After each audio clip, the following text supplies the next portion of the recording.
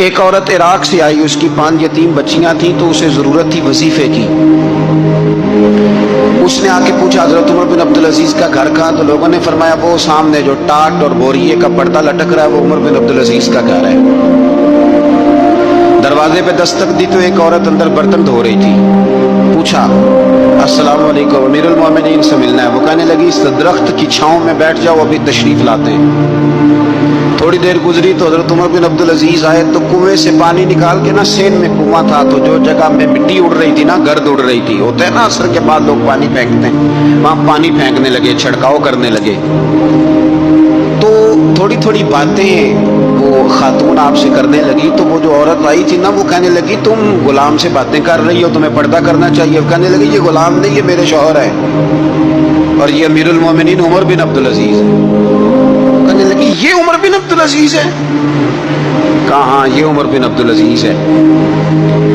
تو وہ خاتون حاضر ہوئی، کھجوریں اس کو دی گئی کھانے کے لیے۔ اس نے کہا حضور میری 5 یتیم بیٹیاں ہیں، مجھے وظیفہ چاہیے۔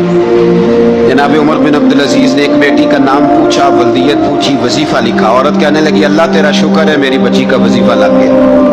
دوسری کا نام پوچھا، ولدیت پوچھی، عمر پوچھی، وظیفہ لگایا، اللہ تیرا شکر ہے میری یتیم بچی کا وظیفہ۔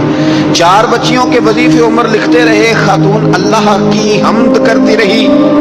5ویں کا لکھنے لگے تو کہنے لگی میں نے زمانہ بڑا دیکھا ہے پر عمر بن عبدالعزیز تیری طرح کا بندہ نہیں دیکھا۔ آپ فرمانے لگے اب میں 5ویں کا وظیفہ نہیں لکھتا، 4 کا وظیفہ جا کے گورنر سے منظور کرا لے اور 4 کو کہنا تھوڑا تھوڑا 5ویں کو بھی دے دے۔ حضور کیوں نہیں لکھتے؟ فرمایا جب تک تو حمد کے لائق رب کی حمد کر رہی تھی میں وظیفے لکھ رہا تھا، اب تو نے میری تعریفیں شروع کر دی۔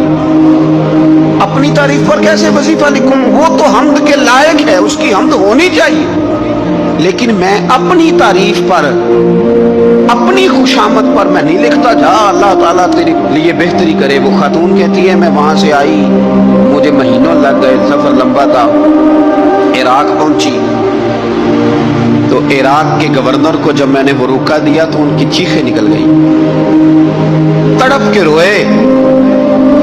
میں نے کہا کیا ہوا؟ کہنے لگی بی بی جس نیک آدمی نے تجھے یہ لکھ کے دیا تھا نا، چند دن ہوئے ان کا انتقال ہو گیا۔ عمر بن عبدالعزیز پردہ فرما گئے۔ وہ خاتون پھر روئی، کہنے لگی یتیم بیٹیوں کا اب کیا بنے گا، اس رکے کا کیا بنے گا؟ تو آپ فرمانے لگے بی بی جب امیر عمر بن عبدالعزیز جیسا ہو تو گورنروں کو بھی اللہ کچھ توفیق دے ہی دیتا ہے۔ اگر انہوں نے تیرا وظیفہ زندگی میں لکھا تھا تو فکر نہ کر، جب تک میں زندہ رہوں گا وظیفہ پہنچتا رہے۔